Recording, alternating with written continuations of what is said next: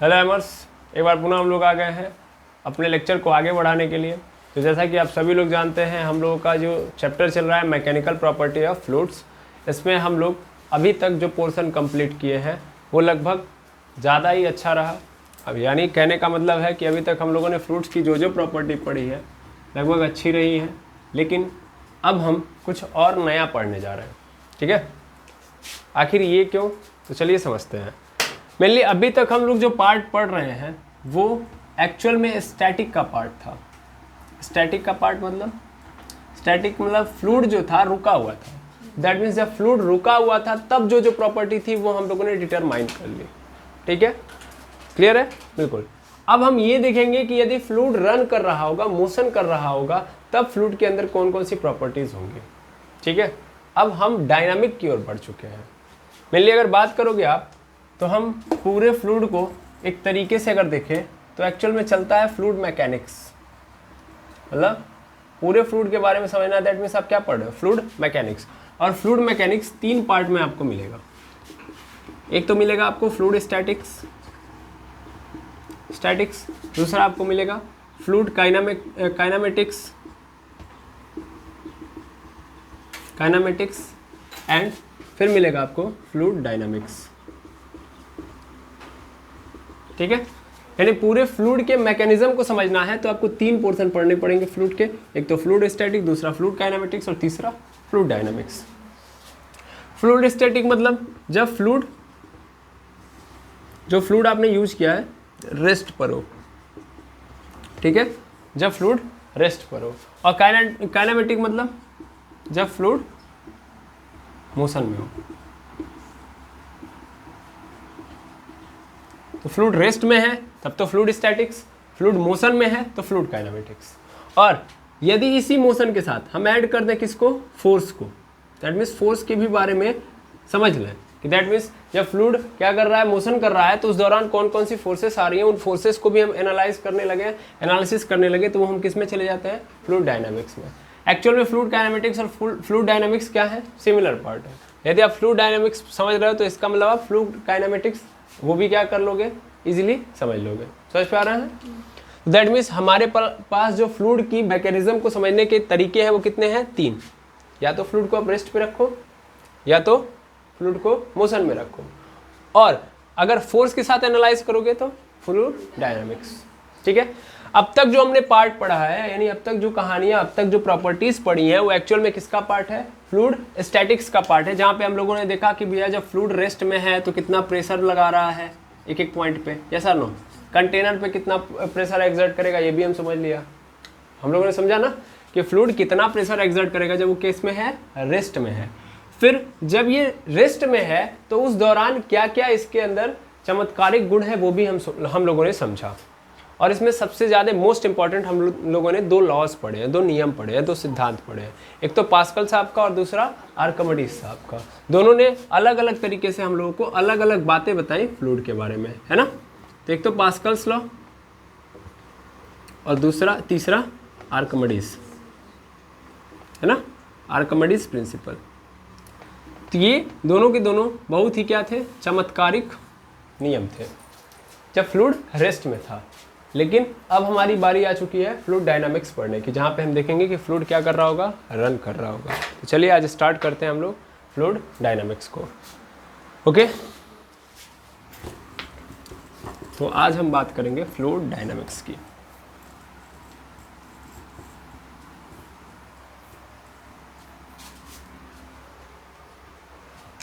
देखिए fluid dynamics क्या होगा भाई। फ्लूइड किस में होगा, सीधा सीधा फ्लूइड किस में होगा, मोशन में होगा, प्लस क्या होगा, कई सारी फोर्सेस भी आएंगी, है ना। तो उन फोर्सेस के साथ इसके मोशन को हम एनालाइज करेंगे, तो उस ब्रांच को हम लोग क्या बोलते हैं, फ्लूइड डायनामिक्स। ये अपनी भाषा में आप स्वयं लिख सकते हैं, है ना, कि फ्लूइड डायनामिक्स क्या है, एक ब्रांच है। ठीक है ना, एक क्या है, ब्रांच है, फिजिक्स की एक ब्रांच है मेनली बोल सकते हैं, जिसमें हम लोग फ्लूइड की उस कहानी को, उस प्रॉपर्टी को पढ़ते हैं जहाँ पे फ्लूइड क्या कर रहा होगा, मोशन में होगा विथ फोर्स।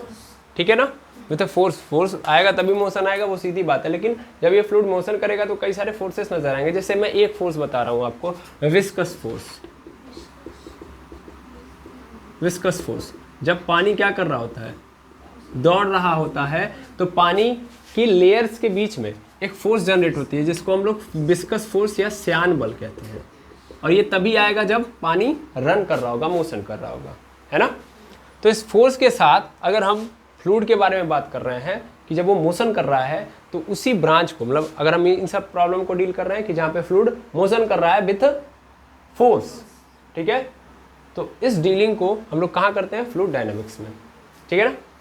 ये क्या है, ये मैकेनिक्स की एक ब्रांच है। अगर सीधा सीधा बोला जाए तो मैकेनिक्स की क्या है, एक ब्रांच है। अदरवाइज आप फिजिक्स पढ़ रहे हो तो फिजिक्स की एक क्या है, ब्रांच है। क्लियर है, फिजिक्स और मैकेनिक्स कुछ अलग नहीं है, दोनों सेम है। ओके, तो आई होप ये समझ में आ गया होगा कि फ्लूइड डायनामिक्स में हमको पढ़ना क्या है। अब यहाँ पे हमको रोक के नहीं रखना है, पानी को हमेशा कहाँ रखना है, मोशन में रखना है, ठीक है। चलिए, तो ये फील तो आ गया। दैट मीन्स अब हम जो भी पानी देखेंगे वो मोशन कर रहा होगा। लेकिन एक चीज़ मैं समझा दूँ यहाँ पे, वो क्या कि यहाँ पे जब हम फ्लूइड कहेंगे ना तो हर बार पानी नहीं होगा, ये बात याद रखिएगा, हर बार पानी नहीं होगा। स्टैटिक वाले में तो हम लोगों ने क्या लिखा था कि फ्लूइड मतलब लिक्विड, मेनली लिक्विड ले रहे थे, और लिक्विड मतलब क्या ले रहे थे, पानी ले रहे थे। लेकिन ज़्यादातर मामले में यहाँ पे पानी होगा, लेकिन बहुत सारे ऐसे भी चांसेस आएंगे जहाँ पे हम पानी नहीं ले रहे होंगे। समझ पा रहे हैं। देखिए, लिक्विड में अगर हम बात करें, सीधी सीधी मैं बात करूँ यार, तो जब भी मैं लिक्विड लूँगा, लिक्विड की बात करूँगा, तो उसका उत्तरदायित्व तो पानी के पास है, लेकिन गैसेस का उत्तरदायित्व तो पानी के पास नहीं होगा। दैट मीन्स मैं यहाँ पे ये कहना चाहता हूँ कि जब मैं इसमें डील कर रहा हूँ या बात कर रहा हूँ तो सिर्फ लिक्विड के बारे में बात नहीं करूँगा, गैसेस के बारे में भी बात करूँगा, ठीक है। और गैसेस का जो प्रतिनिधित्व करता है वो है एयर, हवा, ठीक है। तो याद रखेंगे, गैसेस मतलब हवा से लेके चलेंगे, और लिक्विड मतलब पानी से, ठीक है। क्लियर है। चलिए, अब कहानी को आगे बढ़ाते हैं। अब बढ़ाते वक्त जैसा कि सबसे पहले फ्लूइड स्टैटिक आया था, फ्लूइड स्टैटिक आया था तो हम लोगों ने कुछ कस्में खाई थी कि हमको ये फॉलो करने पड़ेंगे, हाँ या ना। क्लियर है भाई, किसी चीज़ को आगे बढ़ाना है तो कुछ नियम बनाने पड़ेंगे कि इस नियम को हमको ब्रेक नहीं करना है, उस नियम के अनुसार ही आप आगे चल सकते हो, है ना। तो कंडीशंस बनानी पड़ती है। वैसे ही फ्लूइड डायनामिक्स के अंदर भी कुछ कसम है, कुछ शर्तें हैं, कुछ कंडीशंस हैं, ठीक है। उन कंडीशंस को पहले देख लो, तभी आप फ्लूइड डायनामिक्स को डील करोगे। समझ पा रहे हो। चलिए, कंडीशंस क्या है फ्लूइड डायनामिक्स को पढ़ने की। तो सबसे पहली कंडीशन यहाँ पे ये दी गई है भैया कि जो भी तुम फ्लूइड लोगे वो कैसा होना चाहिए, इनकम्प्रेसिबल होना चाहिए, ठीक है। कंडीशन, ये कंडीशन कैसी है, ऐसी कंडीशन है कि अगर आप फ्लूइड डायनामिक्स पढ़ना चाहते हो तो इन कंडीशंस को मानना पड़ेगा, ठीक है। पहली बात कि जो भी आप फ्लूइड ले रहे हो, भले वो कंप्रेसिबल तुमको दिख रही है, लेकिन उसको क्या मानना पड़ेगा, इनकम्प्रेसिबल, इनकम्प्रेसिबल है, इनकम्प्रेसिबल है। तो मेरा फर्स्ट क्वेश्चन, ये इनकम्प्रेसिबल बार बार क्यों बना रहा है भाई, क्यों नहीं चाह रहा है कि ये कंप्रेसिबल हो। ये बताओ, पानी को हम दबाएंगे तो क्या रियल लाइफ में ऐसा पानी होगा कि दबेगा नहीं, बिल्कुल दबेगा ना, थोड़ा सा तो दबेगा। गैसेस को दबाएंगे तो ज़्यादा दबेगा। बैलून है, बैलून के अंदर हवा ही तो भरी है, और उस हवा को दबाएंगे तो क्या बैलून दबता कि नहीं दबता, तो हवा दब रही है, यानी कंप्रेसिबल है। ये कह रहा है कि नहीं, तुमको क्या लेना है यहाँ पे, इनकम्प्रेसिबल। और स्टैटिक वाले में भी इसने बोला था कि भैया फ्लूइड को तुमको क्या मानना है, इनकम्प्रेसिबल। आखिर बार बार ये इनकम्प्रेसिबल क्यों रख रहा है, जानते हैं क्यों, क्योंकि ये जानता है, क्या जानता है भाई, कि भाई किसी का भी मास तो नहीं होता है क्या, फिक्स। हाँ, हम कभी भी लिक्विड के किसी क्रॉस सेक्शन का मास नहीं बता सकते, अभी हम समझा रहे हैं इसका कारण, ठीक है। लेकिन उसका वॉल्यूम बता सकते हैं, समझ पा रहे हैं, क्या बता सकते हैं, उसका वॉल्यूम। और वॉल्यूम तभी फिक्स रहेगा जब वो इनकम्प्रेसिबल रहेगा। वॉल्यूम मतलब क्या होता है, वॉल्यूम मतलब कोई पार्टिकल कितना जगह घेर रहा है, ठीक है। बैलून है, बैलून फुला हुआ है, इतना पूरा का पूरा जगह लिया हुआ है, ठीक है, इतना जगह लिया हुआ है, तो उसका कुछ वॉल्यूम होगा। अब मैं उसको दबा दे रहा हूँ तो दब गया तो जगह कम हो गई ना, मतलब पूरा भरा था तो बैलून ज़्यादा जगह घेर रहा था, मैंने उसको दबा दिया तो दब गया तो जगह क्या हो गई, कम, जगह कम हो गई, इसका मतलब उसका वॉल्यूम क्या हो गया, चेंज। समझ पा रहे हैं। मास तो वैसे ही वेरी कर जाएगा, है ना, क्योंकि एक और कारण मैं बता रहा हूँ। देखो, मास हम इसलिए भी सही तरीके से नहीं एज्यूम कर पाएंगे क्योंकि हम जो कंटेनर लेंगे या जो भी क्या बोलते हैं शेप लेंगे, उसका कोई फिक्स होगा नहीं ऑप्शन। समझ पा रहे हैं। यानी उसका कोई फिक्स शेप नहीं होगा कंटेनर का। तो हम ये नहीं बता सकते कितना पानी इसमें से गया, इतना पानी इसमें आया है। सर नहीं समझे, कोई बात नहीं। आप फिलहाल में ये समझिए कि इनकम्प्रेसिबल हम ये इसलिए रखते हैं ताकि हम वॉल्यूम के अंदर छेड़छाड़ ना करें। दैट मीन्स हमारा वॉल्यूम क्या रह जाए, कांस्टेंट। ठीक है ना। इससे क्या फ़ायदा होगा कि वॉल्यूम हमारा क्या रह जाएगा, यहाँ पे लिख दे रहा हूँ, ताकि वॉल्यूम कांस्टेंट रहे। ठीक है, क्लियर। दूसरी बात ये डायनामिक्स की कहानी चल रही है भाई। वॉल्यूम कांस्टेंट रख दिया तो यानी इनकम्प्रेसिबल बना दिया। दूसरी बात ये है कि भाई इसने बोला कि जो विस्कस फोर्स की तुम बात कर रहे हो, विस्कस फोर्स मेनली होता क्या है, सीधी सीधी बात है, जैसा कि हम लोगों ने काइनेमेटिक्स के अंदर समझा है कि फ्रिक्शन फोर्स होता है। फ्रिक्शन फोर्स को एलर्जी है रिलेटिव मोशन से। वो नहीं चाहता कि कोई पार्टिकल मेरे रिस्पेक्ट में क्या करे, मोशन करे। यानी एक के रिस्पेक्ट में जब दूसरा सरफेस क्या कर रहा होता है, मोशन कर रहा होता है, तो उस मोशन को अपोज करता है कौन, friction force. Same to same कहानी कहाँ रहती है, लिक्विड के अंदर भी सेम काइनेमेटिक्स की प्रॉपर्टी लग रही होती है, बस वहाँ पे फ्रिक्शन नहीं बोलेंगे, वहाँ पे विस्कस फोर्स बोलेंगे। दैट मीन्स मान लो, सपोज कर लो कि भाई ये पानी है, फ्लूइड में कंटेनर में अब रख रहे हैं। भाई फ्लूइड की कहानी क्या थी कि उसको बहना था, अब बहने दिया जाएगा। ठीक है, तो बहाया जाएगा। तो मान लीजिए एक साथ पूरा का पूरा पानी तो जाएगा नहीं सर, काहे एक के साथ जा सकता है। चलिए ठीक है, ये भी मैं बता दे रहा हूँ। मान लीजिए सपोज करिए कंटेनर इतने दूर है, समझ पा रहे हैं, तो क्या ये पूरा पानी एक साथ निकल जाएगा, नहीं जाएगा पूरा पानी। चलिए और थोड़ा सा एजम्पशन क्रिएट करते हैं, मैंने बीच में केवल होल्ड किया। अब पानी इसी रास्ते जाएगा, तो क्या ये पूरा पानी जा पाएगा, पहली बार ये जाएगा, दैट मीन्स मोशन करेगा। तो मोशन करेगा तो क्या होगा, एक के रिस्पेक्ट में दूसरा वाला मोशन कर रहा होगा। जैसे सपोज कर लो, अब इसको हटाओ, अब तो इतना एज्यूम कर लिया होगा कि मोशन होगा तो क्या होगी, पूरा पानी एक साथ नहीं जा रहा है, मैं एक एक करके कर रहा हूँ। ठीक है, तो मेनली क्या हो रहा है, ये वाला पानी आगे क्यों जा रहा है, तो जरूरी नहीं है कि ये वाला भी पानी क्या होगा, नीचे वाला भी सेम टू सेम उसी तरीके से आगे बढ़ जाएगा, है ना। भाई ये कहाँ पे है, ये रेस्ट में है, ये रेस्ट में, इसको क्या कर दो, रेस्ट में, और ऊपर वाला पानी जा रहा है। तो जब ऊपर वाला पानी जाएगा और नीचे वाला पानी क्या होगा, रुका रहेगा, तो क्या होगा, ये भी चाहेगा ना कि इसको रोके, है ना। यानी ये वाली जो लेयर है, इस वाली लेयर पे क्या करेगा, अपोजिट फोर्स लगाएगा कि नहीं लगाएगा। कभी भी रिलेटिव मोशन होता है तो उसका अपोजिशन तैयार होता है, ऐसा नो। ये सरफेस मोशन कर रही है तो इसका अपोज कौन करेगा, ये नीचे वाली लेयर। और ये जो नीचे वाली लेयर जिस फोर्स से करती है अपोज, विरोध, उस विरोधी फोर्स को हम लोग क्या बोलते हैं, विस्कस फोर्स। ये है क्या, तो ये फ्रिक्शन फोर्स ही है, बट यही फ्रिक्शन फोर्स को हम वाटर के अंदर विस्कस फोर्स बोलेंगे। तो इसने कहा ना कि ऐसा वाटर लेना है भाई, ऐसा वाटर भले कहीं से लेके आओ, अमेरिका से लेके आओ, जापान से लेके आओ, उसके अंदर विस्कोसिटी नहीं होनी चाहिए। सच पा रहे हैं, यानी विस्कस फोर्स नहीं होना चाहिए। ठीक है, क्योंकि विस्कस फोर्स होगा तो कहानी में क्या आएगा, ट्विस्ट। समझ पा रहे हैं, इसने बोला कि विस्कस फोर्स को मत रखना फिलहाल में भाई। ठीक है, क्लियर है। वैसे भी हम लोग अगर हम बात करें properties of mechanical property of solids, तो हम लोगों ने पढ़ा था एक टेंजेंशियल शियर, है ना। अब वो होता क्या है कि जब भी हम ऐसे फोर्स लगा रहे हैं और नीचे की बॉडी फिक्स है ना, तो होगा क्या कि ये हल्का सा ऐसे हो जाएगा, शेप में इसके ऐसे चेंज आ जाएगा, एज्यूम कर सकता हूँ मैं, लेकिन नीचे वाले शेप में चेंज नहीं आएगा। और ये किसके अंदर होता है, मेनली सॉलिड्स के अंदर होता है। लिक्विड के अंदर ऐसा बिल्कुल नहीं होता है। पानी कभी भी टेंजेंशियल शियर को टॉलरेट नहीं कर पाएगा, सहन नहीं कर पाएगा। पानी क्या हो जाएगा, मूव कर जाएगा। समझ पा रहे हैं, इसमें तो पार्टिकल अभी भी रुके हुए हैं, अपने साथियों के साथ जुड़े होंगे सॉलिड्स के अंदर, टूटेंगे नहीं।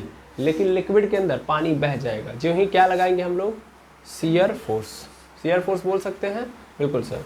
शियर स्ट्रेस ही बोलते हैं ना, नॉर्मली शियर स्ट्रेस क्या है, फोर्स ही एक प्रकार का। तो शियर फोर्स को टॉलरेट नहीं कर पाता है। ओके, आई होप समझ में आ गया होगा। पानी के अंदर मैंने पहले भी बताया था, जब मैं टॉपिक पढ़ाया था तो वहाँ पे बताया था कि गैसेस के अंदर कितना होता है, लिक्विड के अंदर कितना होता है, सॉलिड्स के अंदर कितना होता है। फिलहाल में आप भी समझ सकते हो कि जब मैं इधर से धक्का दूंगा ऐसे, तो पानी क्या कर जाएगा, फ्लो कर जाएगा। तो जब ये फ्लो करेगा, दैट मीन्स ऊपर की लेयर मोशन कर रही है, नीचे की लेयर रेस्ट में है, तो क्या चाहेगी वो भी रेस्ट में रखना। मेनली फ्रिक्शन फोर्स ऐसे ही तो लगता है ना। ये हाथ मेरा रेस्ट में और इस हाथ के ऊपर मैंने दूसरा हाथ रखा और ये ऊपर वाला हाथ मोशन कर रहा है, तो इसके मोशन को ये क्या करेगा, अपोज करेगा। ये रेस्ट में, तो इसको भी ये क्या करना चाहेगा, रेस्ट में रखना चाहेगा। तो ये किधर की ओर फोर्स लगाएगा, पीछे की ओर। आई होप समझ में आ गया होगा। ठीक है, इसमें कोई दिक्कत, हाँ या ना। ठीक, तो यहाँ से एक बात तो समझ लिए कि सर विस्कस फोर्स नहीं रखना है, ठीक है। मैं सीधा सीधा लिख दूं नो विस्कस फोर्स, ठीक। तीसरी बात, ठीक है, भावरे नहीं उत्पन्न होनी चाहिए। समझ पा रहे हैं? भावरे वॉर्टिसेस बोलते हैं। क्या बोलते हैं? वॉर्टिसेस। मतलब क्या? पानी बह रहा है, समुद्र के अंदर पानी बहता है, तो आप देखते हैं बवंडर टाइप में ऐसे ऐसे करके, है ना। आप बोल सकते हैं ना कि कभी कभी क्या होता है कि ऐसे ऐसे पानी होने लगता है, नहीं, बवंडर टाइप में भी होने लगता है ना। कभी कभी सुनामी आती है, तूफान आता है, तो आप देखते होंगे। मेनली आप कभी कभी हवा के साथ भी देखते होंगे चक्रवात आ रहा है, ठीक है ना। क्लियर है? साइक्लोन, तो वो भी एक प्रकार से क्या होता है, वो भी पानी को ऐसे ऐसे कर देता है कि नहीं, तो इसको वर्टिसेस बोलते हैं। इस पोर्शन को, इस शेप को हम वर्टिसेस बोल रहे होते हैं, ठीक है ना। तो वर्टिसेस नहीं उत्पन्न होना चाहिए, ठीक है ना, ये याद रखेंगे। अगर ये ऐसे ऐसे उत्पन्न होगा तो पानी फ्लो करेगा सही तरीके से, ये क्या कर देगा, पानी के फ्लो को डिस्टर्ब कर देगा। समझ पा रहे हैं? पानी को बहना था, हम बहाएंगे। फ्लूइड डायनेमिक्स में हम क्या देखेंगे, पानी को कैसे बहाना है, और जब बहेगा तो क्या क्या प्रॉपर्टी आ रही है। मेनली फ्लूइड बहने के लिए ही तो फ्लूइड है। फ्लूइड क्या, फ्लूइड का बेसिक डेफिनेशन ही क्या है, a substance which can be flow, जो बह सकता है, तो बहाएंगे। अब ये कौन सा बहना है, ये बह रहा है, समझ पा रहे हैं? तो इससे ये पूरी की प्रॉपर्टी जो हम देखना चाहते हैं वो प्रॉपर्टी हमको मिलेगी ही नहीं, है ना। ये हमारे समझ से थोड़ी सी परे है, ये आकाशमातिक घटनाएं हैं। आई बात समझ में? अब हवा ऐसे चक्रवात बन जाती है, तो हवा ऐसे रेगुलर मिलती है क्या हमको? हवा की उस प्रॉपर्टी को हम डिफाइन नहीं करते, वो सिर्फ और सिर्फ एक एक्सीडेंट है। समझ पा रहे हैं? वो एक्सीडेंटल केस में चीज़ें हो रही होती हैं, कुछ ऐसा अजीबोगरीब हो रहा होता है जो नहीं होना चाहिए, तब वो चीज़ें होती हैं। बाकी जनरल वे में हमारा पानी ऐसे चल रहा होता है, तो ऐसे ही चलाना है, ऐसे नहीं। यानी ये फ्लूइड डायनामिक्स के अंदर हम इसकी बात नहीं करेंगे सीधा सीधा, ठीक है, हम इसकी बात कर रहे होंगे, ठीक है। क्लियर है? बिल्कुल। तो सीधा सीधा लिख देंगे नो वर्टिसेस, ठीक। अब चौथे नंबर की बात को समझिएगा। चौथा नंबर क्या बोलता है? चौथा ये बोलता है कि भाई पानी जो फ्लो करेगा तो कैसा फ्लो होना चाहिए, उसका लैमिनार फ्लो होना चाहिए।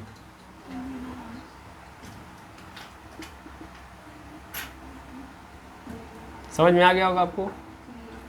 लैमिनार फ्लो होना चाहिए, स्ट्रीम लाइन फ्लो होना चाहिए, स्ट्रीम लाइन फ्लो हो, और तीसरा एक और फ्लो हो सकता है ट्यूबुलर फ्लो। ट्यूबुलर फ्लो, ठीक है। तो पानी हमारा इन तीन टाइप के फ्लो में होना चाहिए, इसके अलावा कोई और फ्लो रहा तो नहीं माना जाएगा, ठीक है। अब आपके मन में क्वेश्चन आएगा ये क्या है, ये समझ लिया, ये समझ लिया, ये भी समझ लिया, ये नहीं समझ में आया।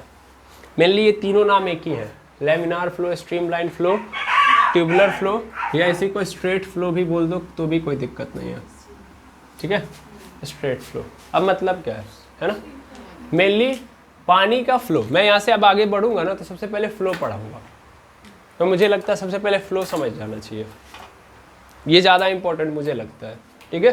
क्योंकि इसको नहीं समझाना तो फिर क्या हो जाएगा, प्रॉब्लम क्रिएट हो जाएगी, फिर आप एज्यूम नहीं कर पाओगे चीज़ों को, ठीक है। चलिए स्टार्ट करते हैं। सबसे पहले टाइप्स ऑफ फ्लो। बाकी फिलहाल में याद रखेंगे 4 कंडीशंस मैंने दी हैं, 5-6 और बन सकती हैं, ठीक है। फिलहाल में आप 4 कंडीशन मेनली याद रखेंगे, ओके। चलिए स्टार्ट करते हैं हम लोग कहानी को और देखते हैं कि फ्लूइड डायनामिक्स का पहला टॉपिक क्या है, टाइप्स ऑफ फ्लो। यानी पानी जब बहेगा तो कितने तरीके से बह सकता है ये, तो कितने तरीके होते हैं मेनली इसके? 2, ठीक है। पहला तरीका ट्यूबुलर फ्लो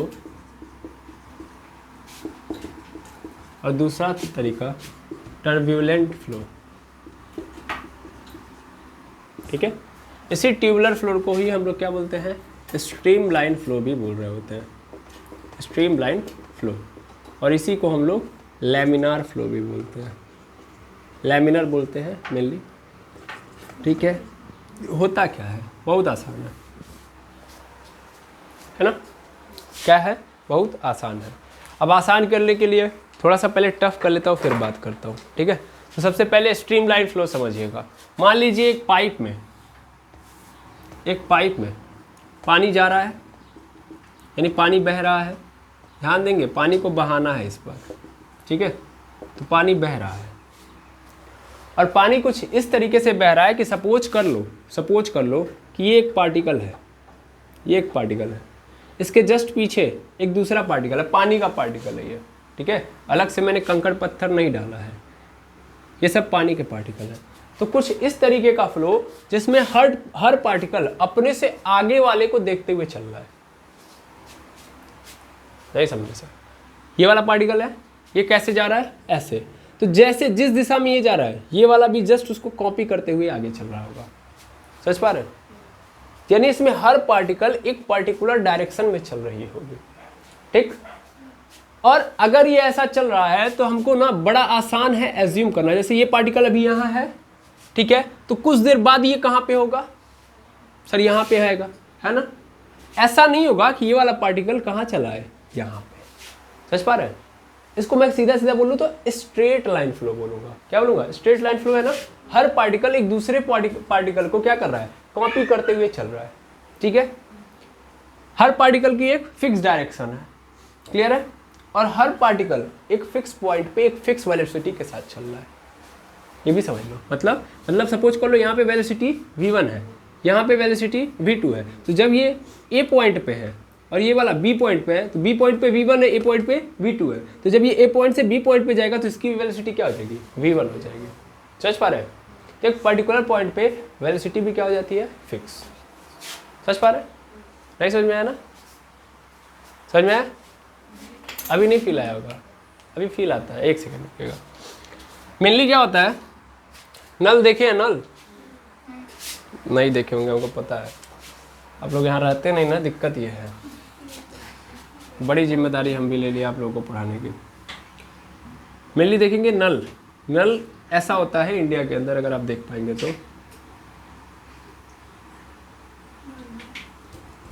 थोड़ा बड़ा बनाए, नहीं तो एकदम नहीं एज्यूम कर पाएंगे।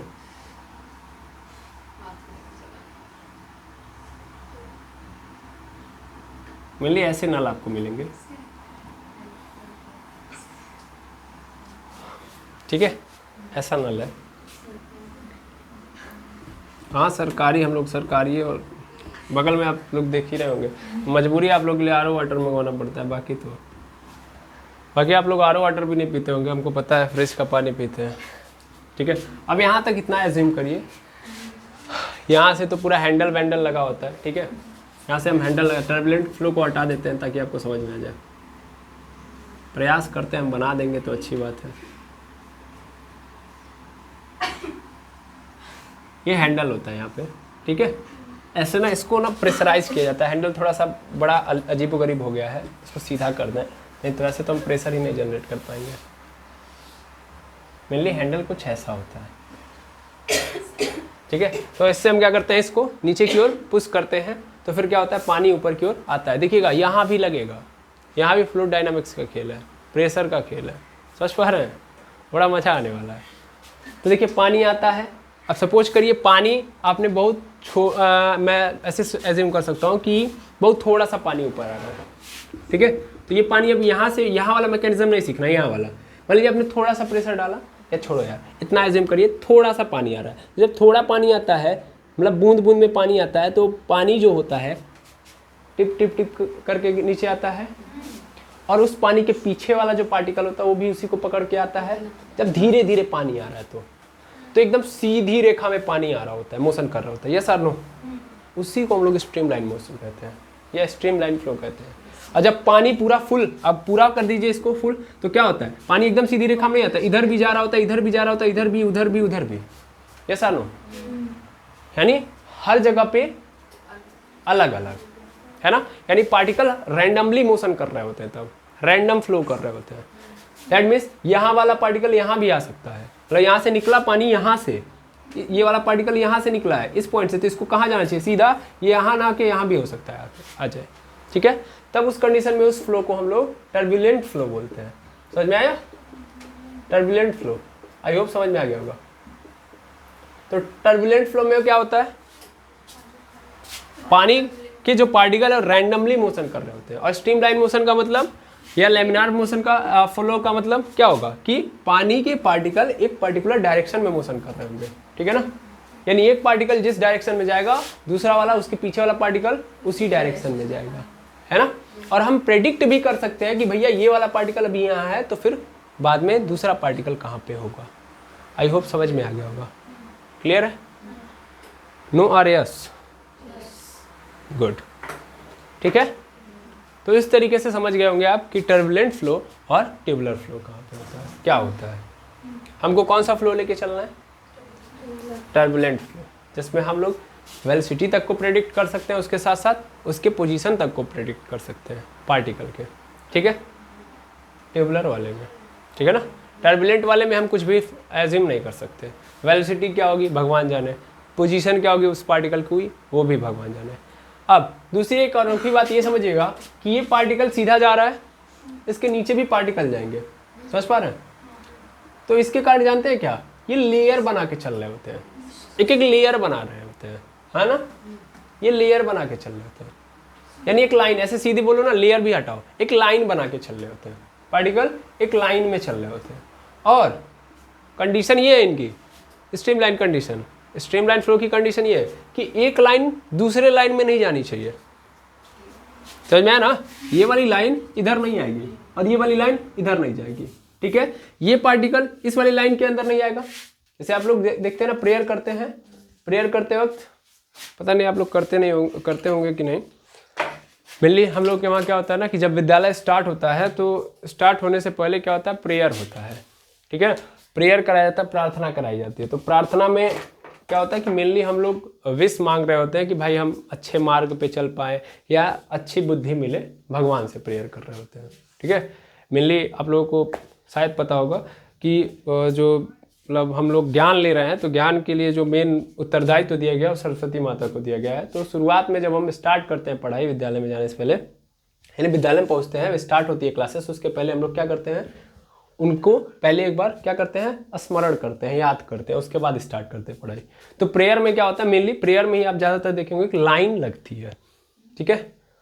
और वहाँ पे क्या होता है कि एक लाइन के बच्चे दूसरे लाइन में नहीं जा सकते, फिक्स होता है लाइन। जैसे क्लासेस की लाइन लगती है, ये 6th की लाइन है, ये 7th की लाइन है, ये 8th की लाइन है। अब 6th वाला बच्चा 7th में जाएगा नहीं, समझ पा रहे हैं ना। वैसे ही लाइन में चल रहे होते हैं पार्टिकल, ठीक है ना।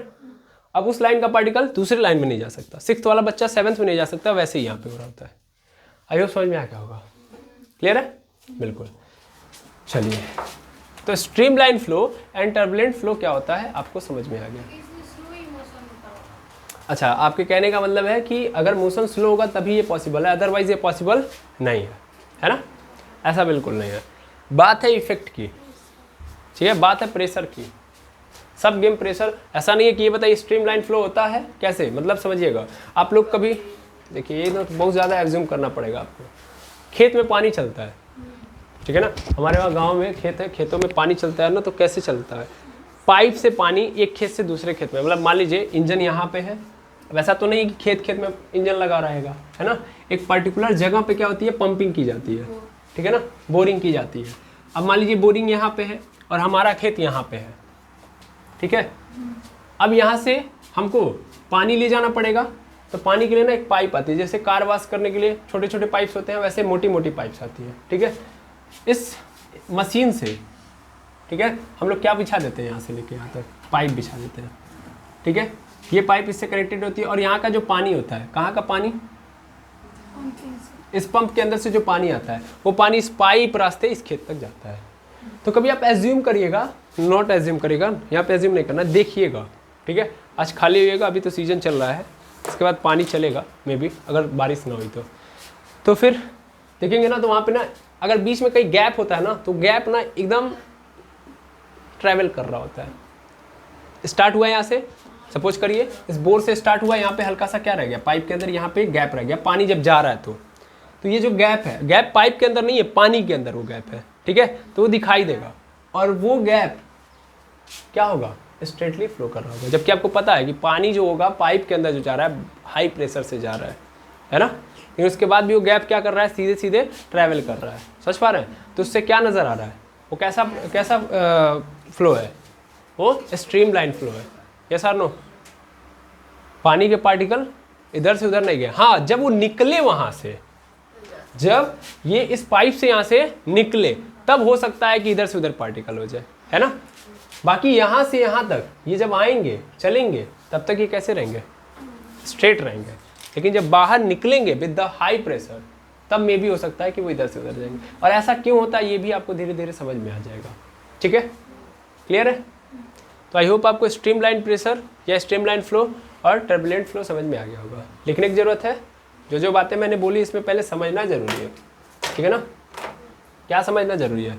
सबसे पहली चीज़ तो ये है क्या, कि पर्टिकुलर डायरेक्शन होगी या फिक्स डायरेक्शन होगी या पोजीशन फिक्स होगी। तो फिक्स पोजीशन है, यस और no? Fix position, do not change, सीधा सीधा बोला जाए तो do not change direction with respect to time.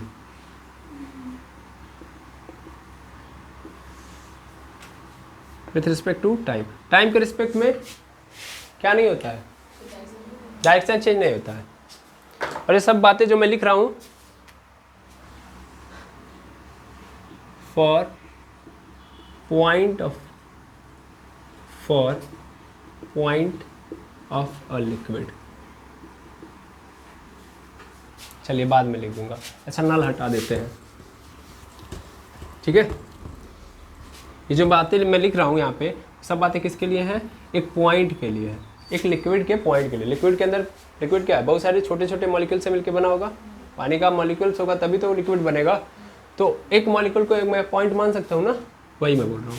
ठीक है ना, for a point of a liquid.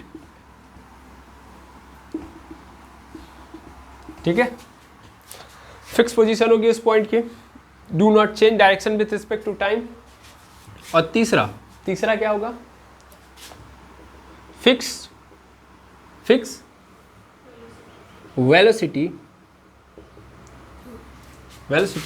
With respect to point, with respect to points. अलग अलग पॉइंट पे इनकी अलग अलग वेलोसिटी होगी, लेकिन वो फिक्स होगी कि इस पॉइंट पे आएगा तो इसकी v1 हो जाएगी, ए पे है तो v2 रहेगी। इसके पीछे वाले आएंगे तो वो ए पे जब आएंगे तो इनकी वेलोसिटी फिर v2 हो जाएगी। दिख रहा है नीचे? ठीक है, तो आई होप यहाँ तक कहानी समझ में आ गई होगी। ठीक है, यहाँ पे सिर्फ और सिर्फ इतना लिख लो यार, क्या लिख लो, change direction with respect to time. ठीक है, यहाँ पे हर बार पॉइंट की डायरेक्शन क्या होगी, टाइम के रिस्पेक्ट में चेंज हो रही होगी। अभी यहाँ है तो कल कहीं और रहेगा। ठीक है, क्लियर है? तो turbulent flow and tubular flow आप लोगों ने समझ लिया। क्लियर है कि नहीं है? नहीं है? ठीक है, चलिए अब हम थोड़ी सी कहानी को और आगे बढ़ाएं। यहाँ से मैं मिटा दूँ, पकड़ लिया होगा आप लोगों ने? बिल्कुल, बाकी नोट्स की चिंता ना करें।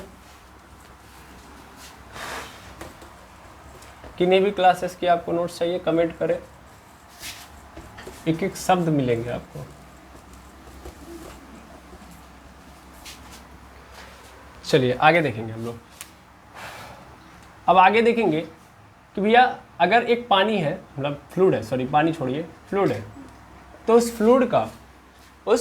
फ्लूइड का जो फ्लो है वो ट्यूबुलर है और टर्बुलेंट है ना। इसको निर्धारित करने के लिए एक फॉर्मूला बनाया गया। क्या बनाया गया? एक फॉर्मूला, जिसको हम लोग नाम देते हैं Reynold number. Reynolds number RE से रिप्रेजेंट करते हैं। और इसका मतलब क्या होता है, ये फॉर्मूला क्या है, ध्यान देंगे, बस इसमें फॉर्मूला याद रखना है। रो वी डी अपॉन म्यू। ईटा भी लिखते हैं, ठीक है ना, म्यू की जगह पे कहीं कहीं ईटा भी लिखते हैं, लेकिन मैं इसको म्यू ले रहा हूँ। इसका रीज़न अभी समझ में आ जाएगा। और यहाँ पे वी मतलब वॉल्यूम नहीं है, तो वी को ऐसे लिख दो, दैट इज द वेलोसिटी। अब देखो क्या होता है, रो मतलब यहाँ पे पहले लिख दो, rho is the density of object की लिक्विड सर फ्लूइड, v क्या है, वेलोसिटी, वेलोसिटी ऑफ फ्लूइड, ठीक है, वेलोसिटी ऑफ फ्लूइड, क्लियर है। d इज द, तो डेंसिटी तो हो ही गया। What is d, very important question, what is d, what is d। अच्छा d क्या हो सकता है इसमें, डायरेक्शन, डिस्प्लेसमेंट, d का मतलब होता है डायमीटर, ठीक है, डायमीटर, डायमीटर ऑफ पाइप ले सकते हो तो पाइप, ठीक है, diameter of pipe. And mu क्या होता है, this is the viscous force, ठीक है। अब देखिए अगर ये आर ई यानी रेनॉल्ड नंबर जो है ये क्या हो जाए, ये अगर 1000 से कम है, 1000 से कम है, तब इस कंडीशन में जो फ्लो होगा वो कैसा होगा, लैमिनार फ्लो होगा, ठीक है, कैसा फ्लो होगा, लैमिनार फ्लो। अगर ये आर ई 2000 से कम है लेकिन 1000 से क्या है ज़्यादा, यानी 1000 से 2000 के बीच में अटका है, समझ पा रहे हैं, तो इसका मतलब तुरंत पकड़ लीजिएगा कि कैसा फ्लो है, अनस्टेबल। कभी दिखा रहा है लेमिनार फ्लो, फिर कुछ देर में क्या हो जा रहा है, टर्बुलेंट फ्लो, फिर कुछ देर तक इस टर्बुलेंट में रहा, फिर लेमिनार फ्लो, समझ पा रहे हैं, अनस्टेबल है, बीच में है, क्लियर है। लेकिन अगर ये आर ई रेनॉल्ड नंबर 2000 से ज़्यादा हो गया, 2000 से ज़्यादा, तब सीधा मतलब क्या होगा, कौन सा फ्लो, सोच के बोलिए, ठीक है, टर्बुलेंट फ्लो। कैसे निकालते हैं यहाँ से, क्लियर है, हाँ या ना, ठीक है। एक्चुअल में कांस्टेंट है विस्कस फोर्स का, जैसे हमारे वहाँ फ्रिक्शन फोर्स के अंदर कांस्टेंट आता है म्यू के रूप में, तो इसलिए मैंने लिया है, बाकी आपको धीरे धीरे फील आ जाएगा, ठीक है। बाकी आप नाम के लिए अभी इसको याद रखेंगे, जब विस्कस फोर्स हम पढ़ाएंगे तब आपको समझ आएगा, चूँकि मैंने अभी सोचा कि ट्यूबुलर एंड टर्बुलेंट यहाँ तक पढ़ा दिया तो समझ ही लेते हैं, ठीक है। रेनॉल्ड नंबर एक बार और पढ़ा देंगे आपको, ठीक है, क्योंकि मान लीजिए इसमें बहुत सारी चीज़ें मैंने नहीं पढ़ी है, वेलोसिटी ऑफ फ्लूइड नहीं बताया अभी तक, विस्कस फोर्स नहीं बताया, तो ये सब चीज़ें नहीं बताई हैं, फिर भी मैंने ये फॉर्मूला दे दिया ताकि आप बस इतना याद रखिएगा, ओके। जब आगे आएगा समय तो फिर हम इसको पुनः देखेंगे, क्लियर है, यहाँ तक बातें समझ में आ गई। मेनली आपको करना क्या है, ये याद रख लेना है कि भैया अगर ट्यूबुलर फ्लो हो रहा है तो आकृति ऐसे होगी, टेढ़ा मत करिएगा तीर, ये है ट्यूबुलर फ्लो। और जैसा कि सबको पता है कि ट्यूबुलर फ्लो को ही हम लोग स्ट्रीमलाइन फ्लो बोलते हैं, इसी को हम लोग लैमिनार फ्लो बोलते हैं, ठीक है ना, तो इसमें कोई दुविधा होनी ही नहीं चाहिए, ठीक है। और टर्बुलेंट फ्लो ये कैसा फ्लो है, ये आपका ट्यूबुलर या स्ट्रेट लाइन बोल सकते हो, ठीक है, स्ट्रीमलाइन फ्लो, ठीक है, कैसा फ्लो है, स्ट्रीमलाइन फ्लो। हिंदी में इसको क्या बोलते हैं,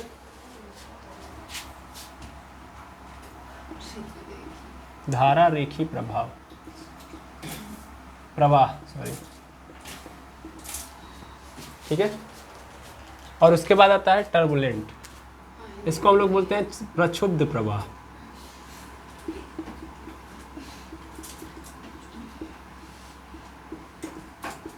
प्रक्षुब्ध प्रवाह। देखते हैं प्रक्षुब्ध प्रवाह कैसे होता है, तो मेनली इसमें ये ऐसे ऐसे चल रहा होता है, दिख रहा है, दिख रहा है, डायरेक्शन चेंज हो रही नहीं हो रही है, तो इस तरीके की कहानी चलेगी। इसी को हम लोग क्या बोलते हैं, प्रक्षुब्ध प्रवाह, लिख दें नीचे, ये तो आप लोग भूल जाएंगे, ठीक, प्रक्षुब्ध प्रवाह। अब एक्चुअल में जो धारा रेखी प्रवाह होता है इससे प्रक्षुब्ध प्रवाह बनता है, मतलब मेनली अगर हम बात करें तो सबसे पहले जो फ्लो होगा, जैसे आपने नल से पानी निकाला तो सबसे पहले कम पानी आ रहा था, वेलोसिटी कम थी पानी की, तो पानी एक पॉइंट को पकड़ के चल रहा था, है ना। तो उस कंडीशन में उसका फ्लो कैसा था, स्ट्रीमलाइन फ्लो था। लेकिन ये स्ट्रीमलाइन फ्लो किस में कन्वर्ट हो जाएगा, टर्बुलेंट फ्लो में, ऐसा नो। धारा रेखी प्रवाह से प्रक्षुब्ध प्रवाह में कन्वर्ट होगा। कब कन्वर्ट होगा, जब उसकी वेलोसिटी हम बढ़ाते जाएंगे। समझ पा रहे हैं, उसकी वेलोसिटी क्या करेंगे हम, बढ़ाते जाएंगे। तो बढ़ाते जाएंगे बढ़ाते जाएंगे बढ़ाते जाएंगे, तो एक कंडीशन ऐसा आएगा कि ये स्ट्रीम लाइन फ्लो कन्वर्ट हो जाएगा किसमें, टर्बुलेंट फ्लो में। समझ पा रहे हैं, यानी प्रक्षुब्ध प्रवाह में। तो उस कंडीशन को कि जहां पे अभी तक तो क्या है, अभी तक जो फ्लो है स्ट्रीमलाइन फ्लो है, लेकिन थोड़ा सा एक्स्ट्रा बढ़ा दिया मैंने, तो क्या हो जाएगा, वो टर्बुलेंट फ्लो में कन्वर्ट हो जाए। उस वेलोसिटी को, उस कंडीशन में लिक्विड की वेलोसिटी या उस फ्लूइड की जो वेलोसिटी होती है उसको हम लोग क्रिटिकल वेलोसिटी के नाम से जानते हैं। क्रिटिकल वेलोसिटी, ये जरूरी है, समझिएगा। क्रांतिक वेग, ठीक है, VC से इसको रिप्रेजेंट करते हैं, ठीक है। तो एक्चुअल में बोला जाए तो ये लिमिटिंग वैल्यू है, या लिमिटिंग क्या है, वेलोसिटी है, जहां पे क्या हो जाएगा, स्ट्रेट लाइन फ्लो या स्ट्रीम लाइन फ्लो किस में कन्वर्ट हो जाएगा, उसके बाद टर्बुलेंट फ्लो में। आई होप समझ में आ गया होगा, ठीक है, क्लियर है। तो स्ट्रीम लाइन फ्लो मतलब सीधा सीधा, टर्बुलेंट फ्लो मतलब टेढ़ा मेढ़ा, ठीक है। और क्रिटिकल वेलोसिटी मतलब, तो वो वेलोसिटी, फ्लूइड की वो वेलोसिटी जहां तक अभी भी वो किस में है, स्ट्रीम लाइन फ्लो में, लेकिन अब थोड़ा सा भी आगे गए तो किस में कन्वर्ट हो जाएगा, टर्बुलेंट फ्लो में। उसी को हम लोग क्रिटिकल वेलोसिटी बोलेंगे। क्लियर है, बिल्कुल, ठीक है। तो इतनी बातें आपको याद रख लेनी है फ्लो के बारे में। ऊपर और नीचे दिखाई दे रहा है, ठीक है। अगर नहीं दिखाई दे रहा है तो मैं ऊपर भी कर सकता हूँ, इसको पूरा दिखाई दे रहा है, ये तो अच्छी बात है। चलिए, तो इन सभी बातों को आप नोट कर लेंगे। क्लियर। अब चलते हैं हम लोग आगे की कहानी को बढ़ाने के लिए। अब हम बात करने जा रहे हैं द्रवों के अविरत प्रवाह के समीकरण के बारे में।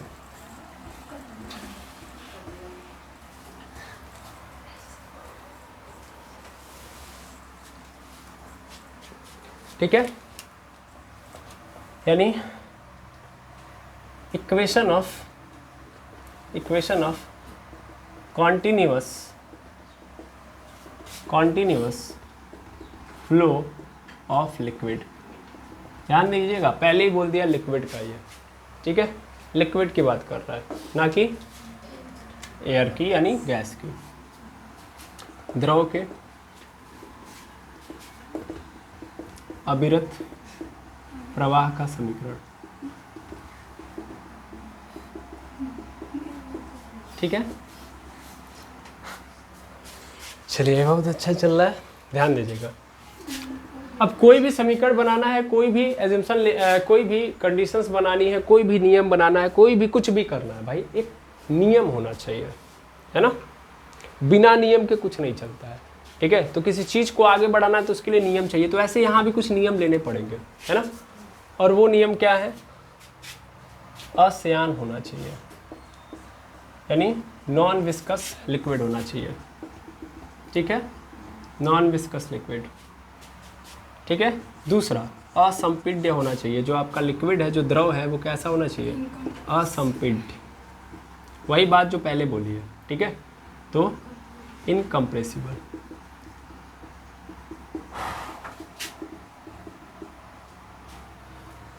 ठीक है। अब स्टेटमेंट क्या कहती है, स्टेटमेंट ये कहती है कि भैया यदि हम क्या ले रहे हैं, यदि हम लोग अश्यान असंपीड्य द्रव को किसी असमान अनुप्रस्थ परिच्छेद के कंटेनर में, या बोल सकते हैं कि कोई भी परिच्छेद है उसके द्वारा हम गुजार रहे हैं, ठीक है। तो किसी भी बिंदु पर उस अनुप्रस्थ काट के क्षेत्रफल, मतलब जो पाइप है उसके अनुप्रस्थ काट के क्षेत्रफल के एवं उस लिक्विड के वेलोसिटी के जो मल्टीप्लिकेशन होगा वो क्या होगा, कांस्टेंट होगा। पूरा स्टेटमेंट वाहियात था, मैं समझा रहा हूँ, ठीक है, सीधा सीधा समझा।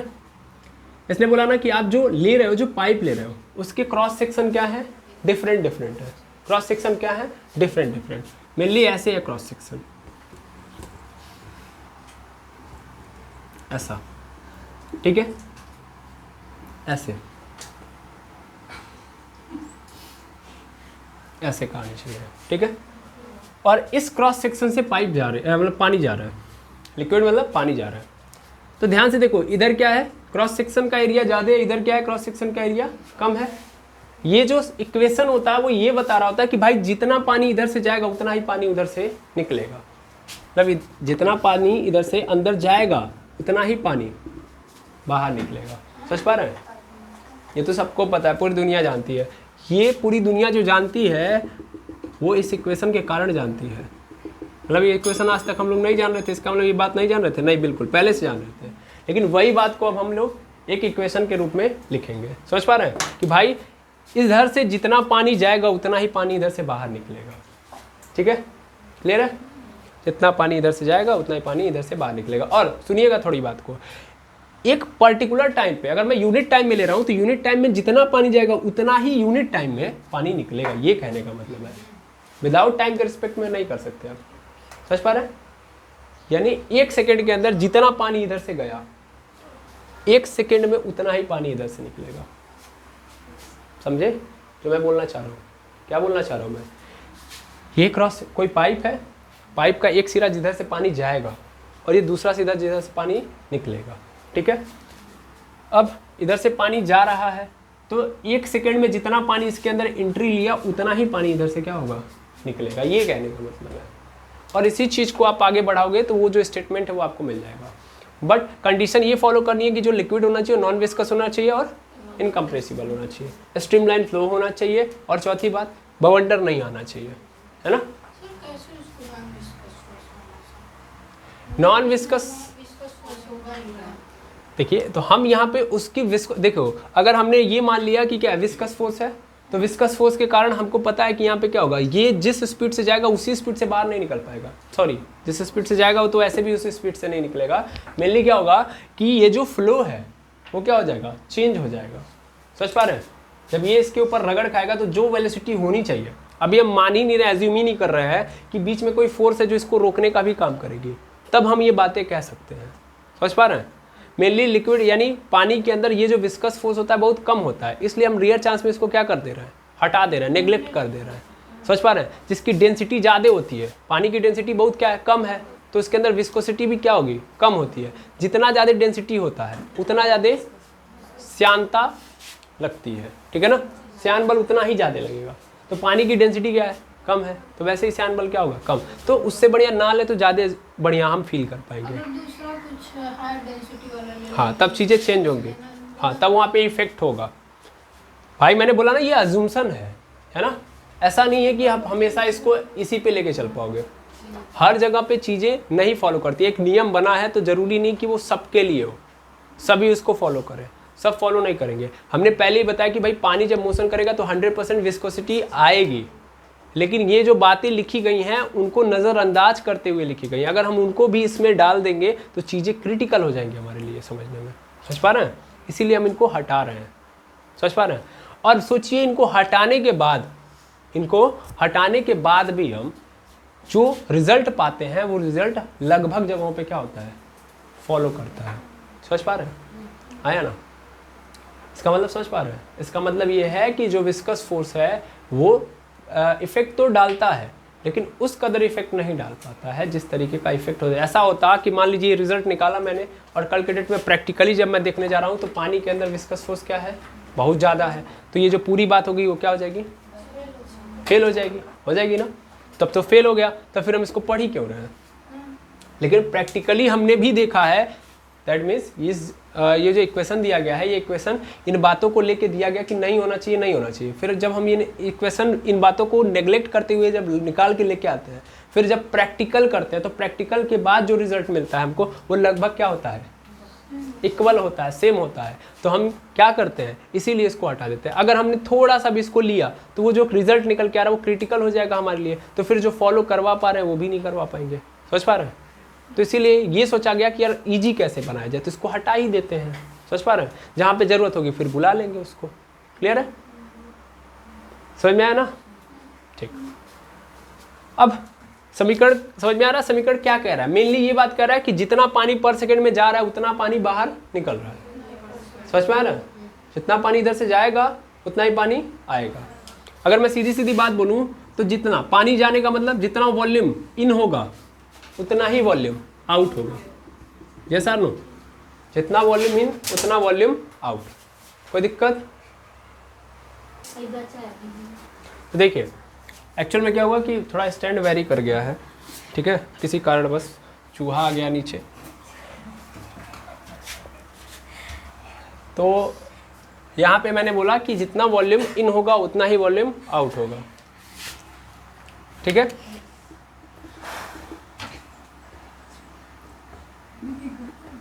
तो हम ये लिख सकते हैं कि volume in is equal to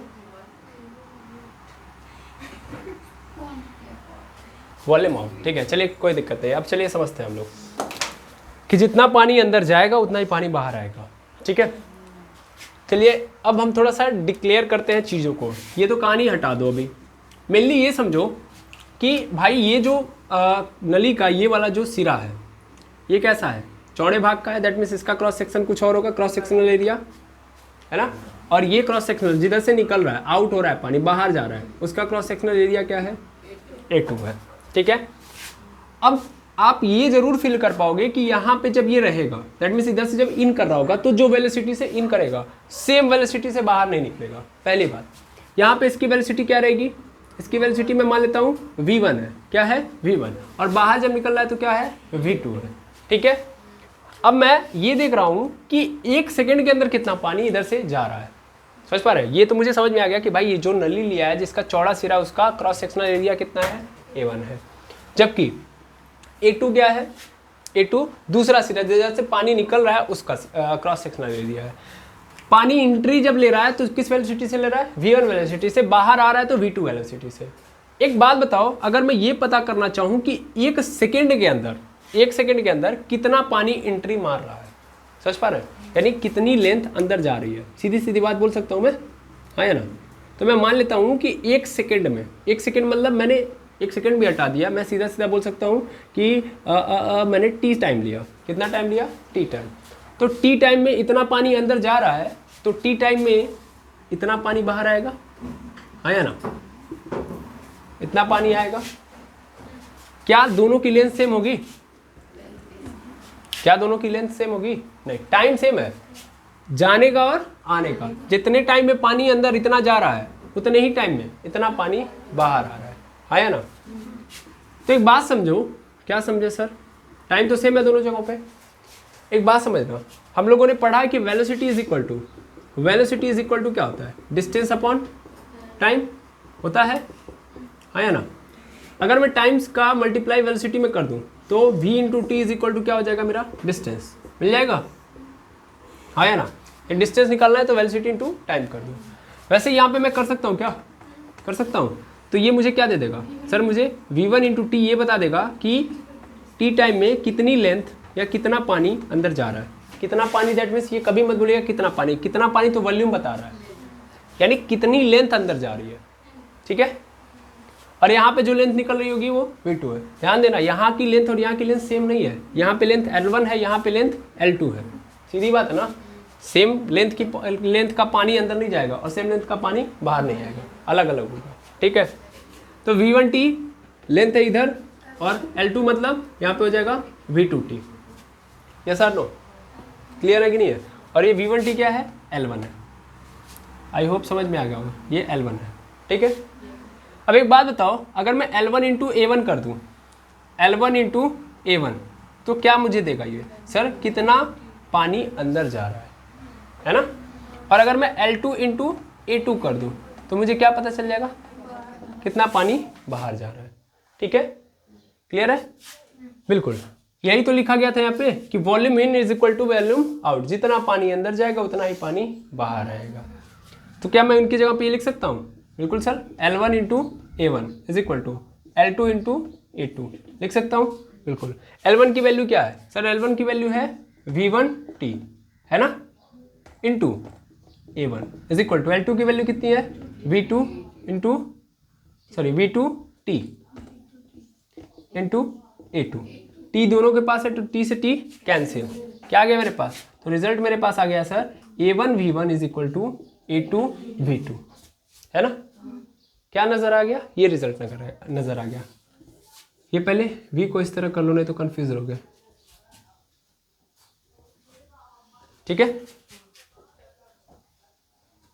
clear है? क्या मतलब आया, समझ में आ गया? अब ये जो रिजल्ट आया यही मेन है, इसको पकड़ लिया ना तो बहुत कुछ चीजें आपको आगे अच्छे से समझ में आएगी। ठीक है, सबसे पहली बात समझ लेना, A1V1 is equal to A2V2, मतलब A1 जाने वाला क्रॉस सेक्शनल एरिया है पाइप का, जाने वाला जिधर से पानी अंदर जा रहा है उसका क्रॉस सेक्शनल एरिया, और ये उसकी क्या है? वेलोसिटी है। और इधर देखो A2 क्या है? निकलने वाले पानी का, मतलब पाइप के निकलने वाले द्वार का जो क्रॉस सेक्शनल एरिया है वो A2 है, और वेलोसिटी क्या है? V2 है। ये कह रहा है इक्वेशन, क्या कह रहा है इक्वेशन? ये कह रहा है कि जिसका क्रॉस सेक्शनल एरिया ज्यादा उसकी वेलोसिटी कम, ये बता रहा है। बराबर है ना भाई? तो अगर मान लो E1 ज्यादा तो V1 को क्या करना पड़ेगा? अपने आप को कम करना पड़ेगा, तब इसके बराबर होगा, है ना? अगर A2 ज्यादा तो V2 कम, है ना? मुझे इसके बराबर रखना है, तो इस कंडीशन में मैंने यहाँ पे क्या लिखा है कि A1V1 is equal to A2V2, बराबर रखना पड़ेगा भाई। फिर से समझो, जितना पानी जाएगा उतना ही पानी आएगा। तो मान लो, ध्यान से समझो, यहाँ पे क्या है? ज्यादा चौड़ा है तो पानी क्या होगा? ज्यादा जा रहा होगा, ज्यादा जा रहा होगा, 1 सेकंड के अंदर ज्यादा पानी जा रहा होगा। तो 1 सेकंड के अंदर पानी को ज्यादा निकलना है, समझना ध्यान से, मतलब जितना पानी इधर आया है उसी 1 सेकंड में, मतलब 1 सेकंड में जितना पानी इधर आया है 1 सेकंड में उतना ही पानी अगर निकालना है तो स्पीड क्या करनी पड़ेगी? मुझे तेज करनी पड़ेगी, नहीं करनी पड़ेगी?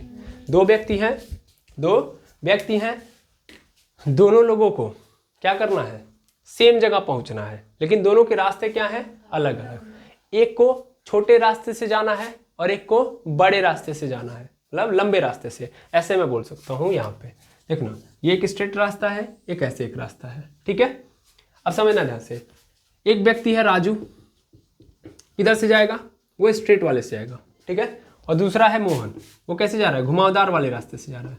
और दोनों को टाइम सेम दिया गया है कि 1 घंटे में पहुंचना है, ठीक है।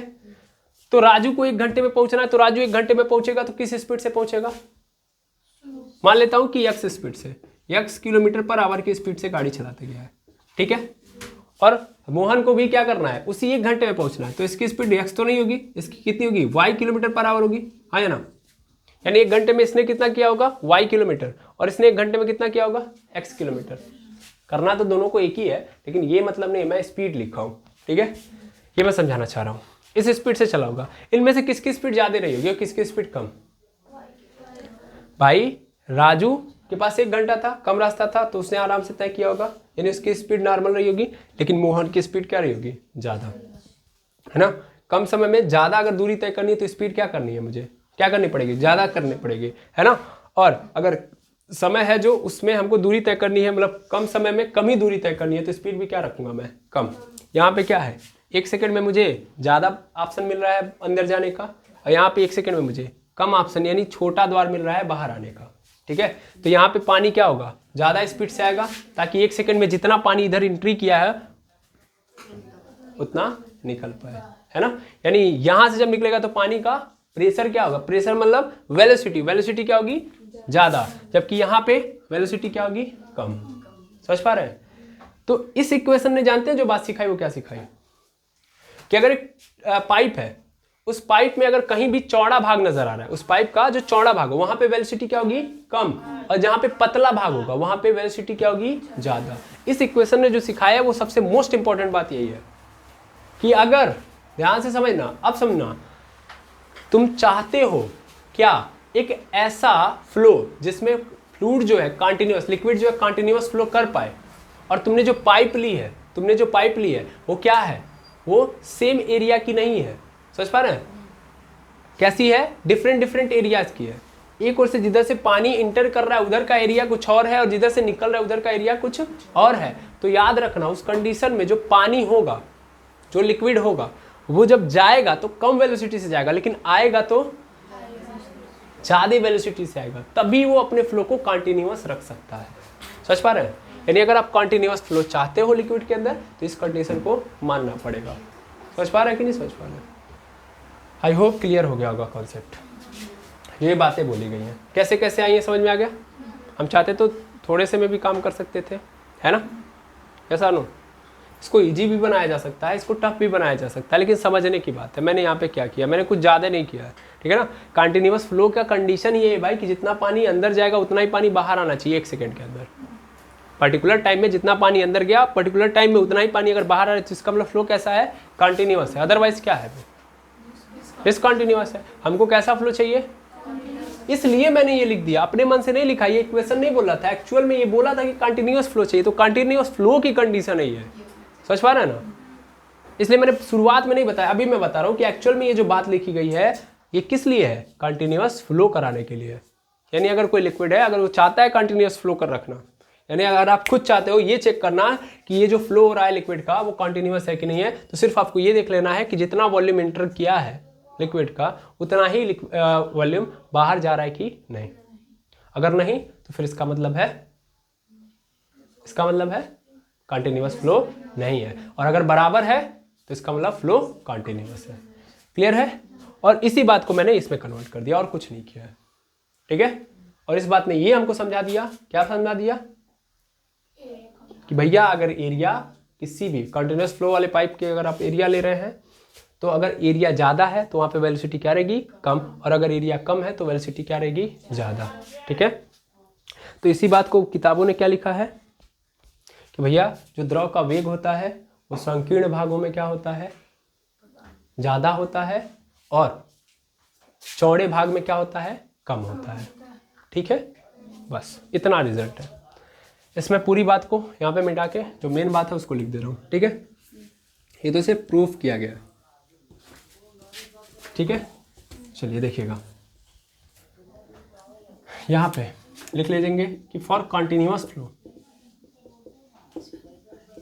यानी अविरत प्रवाह के लिए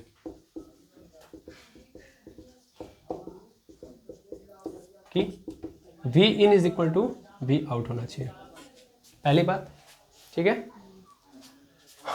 और यहाँ पे ये भी है कि जब क्रॉस सेक्शनल एरिया क्या होगा? अनइक्वल होगा, सेम नहीं होगा।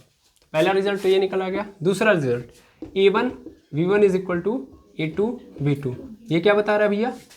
ये क्या बता रहा है कि क्रॉस सेक्शनल एरिया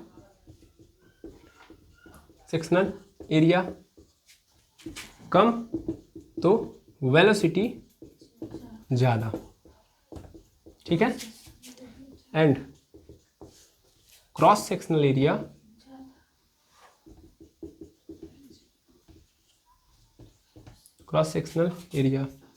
ज़्यादा तो वेलोसिटी कम। ठीक है? आई होप समझ में आ गया होगा। ठीक है? इसका आगे हम यूज करेंगे बर्नौली थ्योरम में। ठीक है? वहाँ पे स्पेशली वेंचुरी मीटर में। ठीक है? हाँ, तो वहाँ पे हम बात करेंगे तो देखेंगे। आई होप आपको ये समझ में आ गया होगा। क्लियर है? चलिए इतना आप नोट डाउन कर लेंगे, ये मेन रिजल्ट है। चलिए नोट कर लिया, और नोट करने के बाद इतना बस याद रख लीजिएगा कि सपोज कर लीजिए, यहाँ से बस समझ लीजिएगा कि मान लीजिए ऐसा कोई क्रॉस सेक्शनल एरिया बन रहा है, ऐसा। ठीक है? ऐसी कहानी चल रही है। ठीक है? और पानी इधर जा रहा है। ठीक है? पानी ऐसे कंटिन्यूअसली फ्लो कर रहा है। ठीक है? तो ध्यान देंगे कि मान लीजिए अगर मैं इस पॉइंट पे देखूंगा या यहाँ पे देखूंगा, ठीक है, यहाँ पे पार्टिकल की वेलोसिटी देखूंगा। ठीक है? इस क्रॉस सेक्शनल एरिया में। ठीक? तो मुझे जो वेलोसिटी आएगी, सपोज करते हैं V1 होगी, और फिर मैं इस क्रॉस सेक्शनल एरिया में यहाँ पे देखूंगा तो जो पार्टिकल की वेलोसिटी होगी, सपोज कर लेता हूँ V2 होगी। तो याद रखेंगे कि V1 is less than V2 होगा। ठीक? क्यों? क्योंकि यहाँ का क्रॉस सेक्शनल एरिया इसके क्रॉस सेक्शनल एरिया के रिस्पेक्ट में कम है, तो जिसका एरिया कम उसकी वेलोसिटी ज़्यादा, और जिसका वेलोसिटी ज़्यादा उसका भी एरिया क्या होगा? कम। यहाँ पे वेलोसिटी क्यों है कम? क्योंकि इसका एरिया क्या है? ज़्यादा है। ठीक है ना? इसी दिन रात के लिए आपको ये इक्वेशन याद रखना है। ठीक है? नॉर्मली आप जानते भी हो कि जैसे आप पाइप वगैरह से पानी वगैरह चलाते हो तो आप होते हैं कई लोग, उसमें देखेंगे इतना पाइप को दाब देते हैं, तो तो पाइप दाब देने से होता क्या कि क्रॉस सेक्शनल एरिया क्या हो जाता है, कम हो जाता है, तो पानी और तेज स्पीड से निकलता है कि नहीं है। यानी पाइप जब आप दाब दोगे तो क्रॉस सेक्शनल एरिया क्या हो जाता है, कम, और क्रॉस सेक्शनल एरिया जो ही कम हुआ त्यों ही पानी खूब तेज स्पीड से निकलता है। ये सर नो है ना।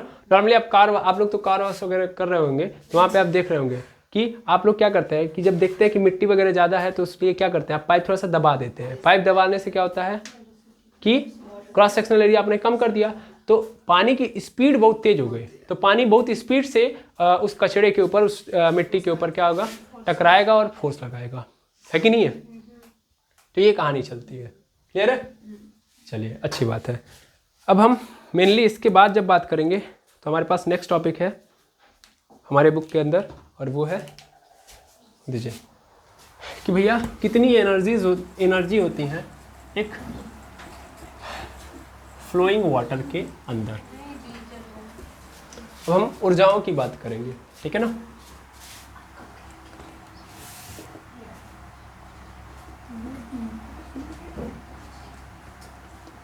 एनर्जी इन फ्लोइंग लिक्विड, ठीक है। तो प्रवाहित धारा के अंदर ऊर्जाएं कौन कौन सी हैं उनको देखना है।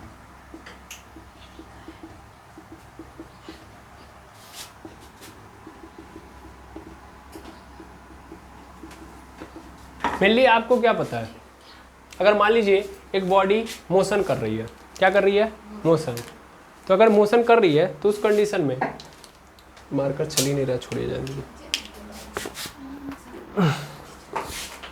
अगर एक बॉडी मोशन कर रही है तो मोशन करते वक्त उसके पास कितनी टाइप की ऊर्जाएं होंगी, कितने टाइप की, दो टाइप की, कितने टाइप की, दो। एक कौन सी होगी सर, एक होगी काइनेटिक, आया ना, काइनेटिक एनर्जी, और दूसरी उसके पोजीशन के कारण क्या होगी, पोटेंशियल एनर्जी। यही तो होती है। हम लोग जब सॉलिड्स की बात कर रहे थे, सॉलिड जब मोशन कर रहा था तो उसके पास दो तरीके की ऊर्जाएं होती थी, एक तो काइनेटिक एनर्जी, दूसरी पोटेंशियल एनर्जी, है ना। ये एक दूसरे में ट्रांसफॉर्म हो रही होती है। पोटेंशियल एनर्जी कैसे आती है, ड्यू टू इट्स पोजीशन, किसी भी ऑब्जेक्ट के पोजीशन के कारण, और मेनली आप सीधा सीधा बोले तो हाइट के कारण। मेनली किसके कारण, हाइट के कारण, है ना। मेन फंडा जो होता है हाइट के कारण, यानी पोटेंशियल एनर्जी आएगी ड्यू टू हाइट, क्योंकि बहुत सारा मैं बता चुका हूँ, तो इसलिए अगर मैं यहाँ पे हाइट की बात करूँ तो आप डरेंगे नहीं, ड्यू टू हाइट, ठीक है। तो ड्यू टू हाइट क्या आती है, पोटेंशियल एनर्जी, यानी एक ऑब्जेक्ट को मैं जितना ऊपर लेके जाऊंगा उस ऑब्जेक्ट के अंदर कौन सी एनर्जी आएगी, पोटेंशियल एनर्जी। फिर क्या होगा, जब मैं उस ऑब्जेक्ट को छोड़ूंगा तो वही पोटेंशियल एनर्जी, जो पोटेंशियल एनर्जी इसको ऊपर ले जाते वक्त इसके अंदर स्टोर हो रही थी, वही पोटेंशियल एनर्जी किस में कन्वर्ट हो जाएगी, काइनेटिक एनर्जी में। यस और नो। काइनेटिक एनर्जी मतलब जब ऑब्जेक्ट क्या कर रहा होता है, मोशन, तो ड्यू टू मोशन,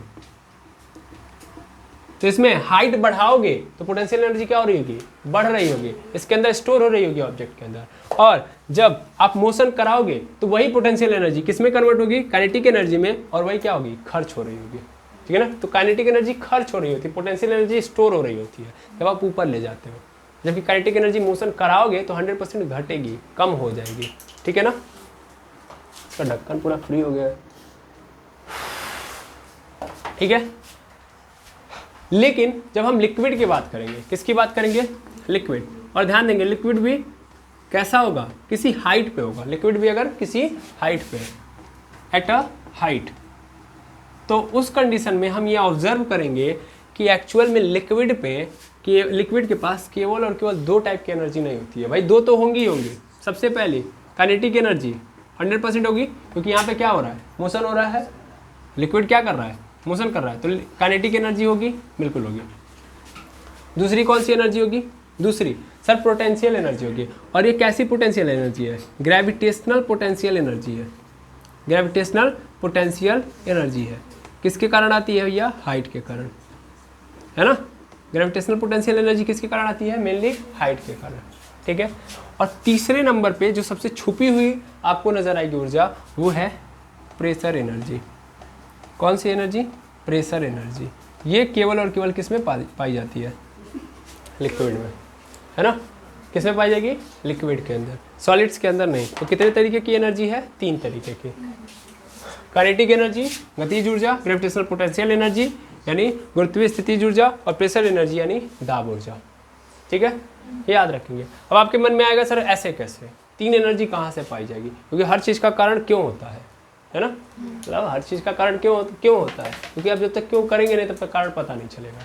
ठीक है, तो काइनेटिक एनर्जी मतलब गतिज ऊर्जा क्यों आ रही है? क्योंकि मोशन हो रहा है, पहली बात। पोटेंशियल एनर्जी क्यों आ रही है? क्योंकि किसी हाइट पे है फ्लूइड, यानी जो लिक्विड है आपका कैसा है? किसी हाइट पे। ठीक, तीसरे नंबर पे प्रेशर एनर्जी कहाँ से आ रही है? ये थोड़ा सा अजीबोगरीब हो सकता है। तो प्रेशर एनर्जी कहाँ से हो सकती है, कहाँ से आ सकती है? इसको देखा जाए, मेनली प्रेशर एनर्जी आप सबको पता है कि कोई भी लिक्विड है उस लिक्विड के ऊपर एटमॉस्फेरिक प्रेशर लगता ही लगता है ना। और मेनली अगर वो लिक्विड अगर मान लीजिए किसी कंटेनर के अंदर मोशन कर रहा है तो उस कंटेनर से वो किसी न किसी हाइट पे होगा कि नहीं होगा? होगा। तो उसके ऊपर जो ऊपर के लिक्विड होंगे वो क्या करेंगे? नीचे के लिक्विड के ऊपर प्रेशर लगाएंगे कि नहीं लगाएंगे? इतनी तो बात समझ में आती है ना? अरे हाँ ना बोलिए भाई। हम लोग जब रुका हुआ था तो हम लोगों ने देखा था, मान लीजिए ये क्या है, ये कोई कंटेनर है या कोई पाइप है, इस पाइप के अंदर क्या हो रहा है? लिक्विड फ्लो कर रहा है। ठीक है, और ये किसी हाइट पे है, किसी हाइट पे सपोज कर लेता हूँ मैं। ठीक है, तो किसी हाइट पे होने के कारण इसके पास क्या है? Gravitational potential energy. सपोज कर ले रहा हूँ h हाइट पे है ये, तो इस कारण क्या आएगा? Gravitational potential energy.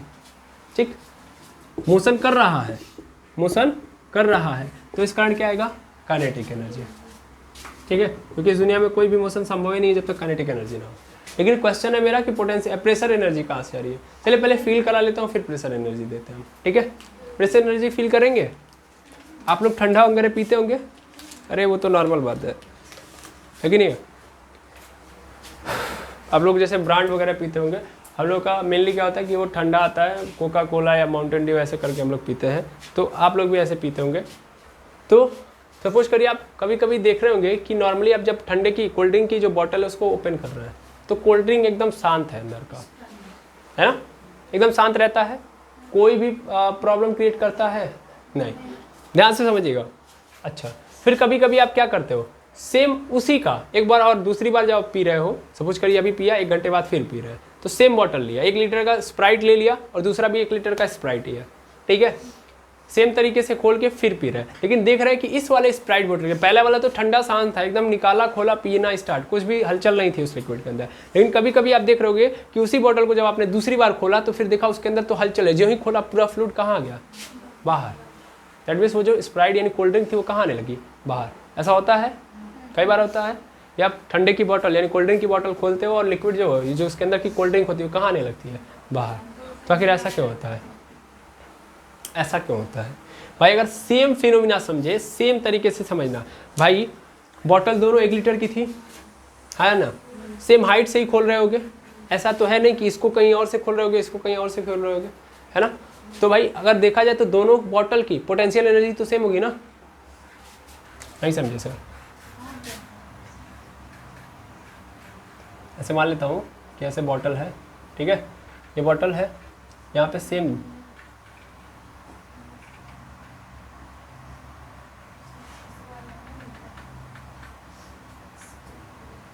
दूसरी बॉटल ले ली।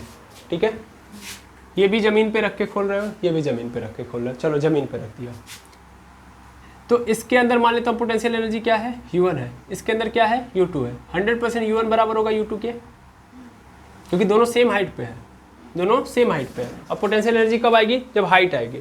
दोनों तो सेम हाइट पे है तो पोटेंशियल एनर्जी दोनों के अंदर क्या होनी चाहिए? सेम। खत्म। काइनेटिक एनर्जी दोनों की क्या होगी? 0। काइनेटिक एनर्जी क्या होगी? 0, क्योंकि मोशन तो कर नहीं रहे होंगे, चुपचाप रखे गए हैं। अब तुमने खोला तो इसके अंदर कुछ नहीं हुआ, इसके अंदर कुछ नहीं हुआ, लेकिन इसके अंदर क्या हुआ? लिक्विड बाहर आने लगा। लिक्विड बाहर आने का मतलब मोशन करने लगा। तो ये मतलब मोशन करवा कौन रहा है भाई? मोशन करवाने के लिए पोटेंशियल एनर्जी चाहिए भाई। कोई एनर्जी रहेगी तभी तो पोटेंशियल काइनेटिक एनर्जी आएगी। काइनेटिक एनर्जी कहती है मैं फ्री में नहीं आऊँगा, पहले कोई एनर्जी होनी चाहिए उस बॉडी के पास, वो एनर्जी देगी तभी मैं एनर्जी मतलब काइनेटिक एनर्जी बनाऊंगा, यानी उसी एनर्जी का यूज करके मैं काइनेटिक एनर्जी बनाऊंगा। तो पोटेंशियल एनर्जी तो बराबर है, इसके अंदर नहीं हो रहा तो इसके अंदर भी होने के कोई चांसेस है नहीं। तो आखिर इसके अंदर कोई तो एनर्जी आई है, बिना उस एनर्जी के आए हुए ये कैसे इसका जो लिक्विड है मोशन कर गया? जानते हैं कौन सी एनर्जी है वो?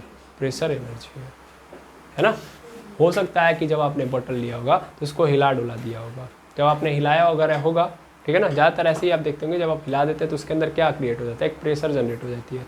वो प्रेशर हाँ, जब तक ठंडा रहेगा तभी ऐसा करेगा। मेनली वो वहाँ की बात है कि उसके अंदर गैसेस रिलीज होती हैं, वो गैसेस प्रेशर लगाती हैं, ठीक है। तो मेनली प्रेशर एनर्जी आई कि नहीं आई, आ रहा है, टेंशन मत लीजिए। पहले तो मैं एग्जांपल दे रहा हूँ, एक ही बार मैं दोनों खुदा नहीं दूंगा। पहले कोल्ड ड्रिंक पकड़ेंगे हम, जो आप देख सकते हैं, है कि नहीं है। बाकी तो प्रेशर तो मैं लेके आऊँगा ही आऊँगा, है ना। तो कोल्ड ड्रिंक के अंदर कहाँ से आ रहा है भाई, आपने हिलाया डुलाया तो गैसेस वहाँ पे आई, और उन गैसेस ने क्या किया, उस लिक्विड के ऊपर प्रेशर जनरेट किया, उसके कारण वो लिक्विड क्या हुआ, ऊपर गया। अब आया समझ में, दैट मीन्स प्रेशर एनर्जी आई है। अब आप कह रहे हैं कि सर वो कोल्ड ड्रिंक के अंदर है, क्योंकि कोल्ड ड्रिंक ठंडा था तो हो रहा है, नहीं होगा तो नहीं होगा, ऐसा तो कुछ नहीं होगा। एटमॉस्फेरिक प्रेशर का नाम सुने, एटमॉस्फेरिक प्रेशर होता है, आया ना। एटमॉस्फेरिक प्रेशर भी तो एक प्रेशर है, वो भी प्रेशर अपने अंदर क्या करेगा, किसी भी ऑब्जेक्ट के अंदर एनर्जी रिजॉल्व करेगा कि नहीं करेगा, पहली बात। दूसरी बात ये समझो कि मान लो ये कंटेनर है, ये मतलब यहाँ पे रखा है ना पानी, तो इस पानी के अंदर किसी ना किसी हाइट पे, मतलब मान लो ये सपोज कर लो यहाँ पे एक पॉइंट है, ये किस हाइट पे, h1 हाइट पे है, मैं एक दूसरा पॉइंट ले रहा हूँ s2 हाइट पे, भले ही मोशन कर रहा है, तो क्या यहाँ पे प्रेशर नहीं आएगा, आएगा कि नहीं आएगा। इस पॉइंट पे ये ऊपर वाले लिक्विड इसके ऊपर प्रेशर जनरेट कर रहे होंगे, और इस पॉइंट पे इतने ऊपर वाले प्रेशर लिक्विड जनरेट कर रहे होंगे, नहीं कर रहे होंगे प्रेशर, है ना। प्रेशर कितना होता है, अगर मैं इस पे P1 देखूँ, P1 कितना होगा सर, P0, पहले तो एटमॉस्फेरिक प्रेशर लग रहा होगा, है ना, तो P0 प्लस रो जी H1 होगा कि नहीं होगा, और यही प्रेशर किस में कन्वर्ट करेगा, प्रेशर एनर्जी में। समझ में आया ना, यही प्रेशर किस में कन्वर्ट हो जाएगा, प्रेशर एनर्जी में। क्या समझ में आया। तो लिक्विड के अंदर 3 तरीके की एनर्जी होती है, कौन कौन सी, kinetic energy, gravitational potential energy and pressure energy. कितनी कितनी होती है कैलकुलेट कर लिया जाए, जब कैलकुलेट कर लिया जाएगा तो अगले लेक्चर में हम लोग और आगे से अच्छे से पकड़ेंगे। चलिए देखते हैं हम लोग कैसे कैसे आई, ये समझ में आ गया, फील भी आ गया होगा कोल्ड ड्रिंक वाले से, बस उन्होंने लास्ट में मोमेंटम थोड़ा सा डिस्टर्ब कर दिया, अदरवाइज हमको लगा कि समझ में आ गया होगा। उनको लगा कि हम बताई भी नहीं करेंगे पानी वाला, विश्वास है ही नहीं। चलिए ठीक है, अब मैं यहाँ पे बात करता हूँ, ठीक है। मेनली काइनेटिक एनर्जी कितनी होगी, तो काइनेटिक एनर्जी होती कितनी है, कैसे निकालते हैं हम लोग काइनेटिक एनर्जी, काइनेटिक एनर्जी के ई कैसे निकालते हैं हम लोग सर, 1/2 mv², और v क्या है, ये वेलोसिटी ऑफ लिक्विड होगा। लेकिन मैंने अभी अभी जस्ट बोला था, कुछ देर पहले ही बोला था, कुछ देर मतलब 1-1.5 घंटे पहले बोला होगा, 1 घंटे तो पहले बोला ही होगा, क्यों, या मास आप नहीं बता सकते। पानी फ्लो कर रहा है तो कैसे बता पाओगे कि कितना मास आया कितना मास गया, आया ना। तो उस कंडीशन में हम किस पे जाते हैं, वॉल्यूम पे, है ना। तो हम क्या लेंगे, वॉल्यूम, क्या लेंगे, यूनिट वॉल्यूम। और उस कंडीशन में हम क्या करेंगे, इस पूरी एनर्जी में किससे डिवाइड कर देंगे, v से। किससे डिवाइड कर देंगे, v से। और m/v क्या होता है, रो होता है। क्या होता है, रो। रो मतलब डेंसिटी ऑफ लिक्विड, तो रो v²। क्लियर है। पोटेंशियल एनर्जी क्या होती है, GPE। GPE क्या होगी, ग्रेविटेशनल पोटेंशियल एनर्जी कितनी होती है सर, नॉर्मली होती है हमारे वहाँ mgh होती है, mgh। h मतलब किसी हाइट पे, जितने हाइट पे रखा है उसी हाइट को डाल देना, ठीक है। जिस पार्टिकल के ऊपर देख रहे हो या जिस लिक्विड के ऊपर देख रहे हो तो उस हाइट को रख लेना। मैंने हाइट ले लिया, ध्यान से समझिएगा, मैं यहाँ पे ले लेता हूँ पहले ही। ये लिक्विड फ्लो हो रहा है ना, और ये इतना पोर्शन क्या है, v है, ठीक है। v is the volume, v is the cross sectional volume बोल सकता हूँ, मतलब इतने पोर्शन का वॉल्यूम है। ये वॉल्यूम हमेशा क्या होगा, फिक्स होगा। इतने पोर्शन में हमेशा पानी जो आएगा वो क्या होगा, इक्वल आएगा, अगर कंटिन्यूअस फ्लो हो रहा है तो, ठीक है। चलिए अब मान लेता हूँ कि ये जो पूरा का पूरा पाइप है वो कितने हाइट पे है, h हाइट पे है, तो इसके पास ग्रेविटेशनल पोटेंशियल एनर्जी कितनी आएगी, mgh। लेकिन मैंने फिर बताया कि m अकेले नहीं ले सकते हम लोग, है ना। वेलोसिटी वॉल्यूम को क्या करना पड़ेगा, देना ही पड़ेगा। तो वॉल्यूम में चेक करेंगे तो m/v, that means rho g h, ठीक है। उसके बाद आता है प्रेशर एनर्जी। कौन सी एनर्जी, प्रेशर एनर्जी। और प्रेशर एनर्जी मतलब इसको डायरेक्ट हम किससे रिप्रेजेंट कर देते हैं, P से। किससे रिप्रेजेंट कर देंगे, P से। ये इतना ही होगा। पी होगा, प्रेशर एनर्जी मतलब पी। क्लियर है? अब आपके मन में क्वेश्चन आना चाहिए कि काहे आखिर ऐसा, है ना? आपके मन में चल रहा है ना? चलिए ठीक है, मैं आपको यहीं पे समझा दे रहा हूँ, टेंशन मत लीजिएगा। मेनली प्रेशर के द्वारा फोर्स आता है, और फोर्स गुणे दूरी होती है। नहीं समझे सर? चलिए हम समझा दे रहे हैं। प्रेशर एनर्जी पी कैसे आया इसको मैं आपको समझा दे रहा हूँ, ठीक है? मेनली समझो, प्रेशर के द्वारा फोर्स कितना क्रिएट होगा। जैसे हम लोगों को पता है P इज इक्वल टू होता है F/A। ये को इधर कर सकता हूँ मैं, आया ना? तो देखना थोड़ा सा क्या आएगा मेरे पास, यहाँ पे आ जाएगा मेरे पास P इंटू A हो जाएगा, और ये क्या हो जाएगा मेरा F। हमें क्या चाहिए सर? हमें चाहिए फोर्स इंटू डिस्प्लेसमेंट, तब तो मुझे एनर्जी पता चलेगी। फोर्स पता है, डिस्प्लेसमेंट सपोज कर ले रहा हूँ कि मैं कितना डिस्टेंस चल रहा है। सपोज कर ले रहा हूँ कि यहाँ से यहाँ तक लेंथ कितनी है, L है। वॉल्यूम भी है तो इसका लेंथ क्या है, ऐसे लिख सकता हूँ ना मैं कि इसका एरिया क्या है A और लेंथ क्या है इसकी L। जिसका वॉल्यूम तुमने लिखा है V, उसका एरिया कितना है A और लेंथ कितनी है इसकी L। जितने क्रॉस सेक्शन की बात कर रहे हो उसका length A, cross sectional area A। Clear है? Length L, cross sectional area A। 4 बार बोलूँगा तो आप छोड़ देंगे, ठीक है? तो P into A is equal to F हुआ है। अब मुझे पता है, क्या पता है सर? ध्यान देना, यहीं पे चलते हैं हम लोग। हमको पता है कि ऊर्जा जो होता है वो किसके बराबर होता है, कार्य के बराबर। Energy is equal to work done, है ना? और वर्क डन मतलब वर्क मतलब F इंटू एस, है ना? F इंटू एस, बड़े अच्छे से समझिएगा। F क्या है भाई? फोर्स है। और फोर्स को कैसे निकालेंगे? प्रेशर वाला फोर्स जो होता है P इंटू A होता है। और S का मतलब डिस्प्लेसमेंट कितना हुआ, है ना? डिस्प्लेसमेंट कितना हो रहा है, L हो रहा है कि नहीं हो रहा है? ठीक है, तो ये मेरे पास क्या आ गया, एनर्जी। यही एनर्जी आएगी, हाँ या ना? मैं इसके जगह पे लिख दूंगा भैया P into A into L, लिख देता हूँ मैं P into A into L। Clear है? लेकिन हमने देखा अभी जस्ट कि हमेशा किस में लेते हैं हम लोग एनर्जी, वॉल्यूम के कंडीशन में। हम पूरे पे नहीं लेते हैं, हम एक पर्टिकुलर वॉल्यूम पे देख रहे होते हैं एनर्जी। समझिए, ये तो हम लोगों ने एनर्जी निकाली है ना, ये ओवरऑल एनर्जी लेके चल रहे हैं हम लोग, ठीक है? हमने एज्यूम किया है कि ये कहानी ऐसे है, इसकी लेंथ ऐसे है, ठीक है? लेकिन हम क्या ले रहे हैं, हमेशा एक पर्टिकुलर वॉल्यूम के अंदर एनर्जी देख रहे हैं, क्योंकि हम पूरे पे नहीं दे सकते, क्योंकि यहाँ पे क्या है, फ्लूइड मोशन में है। समझ पा रहे हैं ना? जैसे यहाँ पे हम लोगों ने V से क्यों डिवाइड किया, ताकि हम इस पर्टिकुलर V में देख रहे हैं एनर्जी, ठीक है? तो पर्टिकुलर वॉल्यूम के अंदर जब हम एनर्जी देख रहे हैं तो यहाँ भी हमको क्या करना पड़ेगा, V से डिवाइड करना पड़ेगा। तो V से डिवाइड करेंगे, हाँ या ना? अब आपको समझ में आ गया होगा। तो V मतलब होगा क्या, तो P into A into L, बता रहा हूँ आपको, टेंशन नहीं होना चाहिए। V का मतलब यहाँ पे फिर से क्या आ जाएगा, A into L, A into L से A इंटू L कैंसिल, क्या बच गया मेरे पास, P।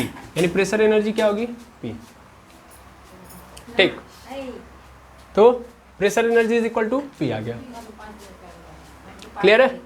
तो इस तरीके से हम लोगों ने देखा कि फ्लूइड के अंदर कितनी एनर्जी आई टोटल, लिक्विड के अंदर 3 energy, kinetic energy, gravitational potential energy and pressure energy. कोई भी डाउट हो तो क्विक आप कमेंट करेंगे, मैं आपको पूरा का पूरा समझा दूंगा।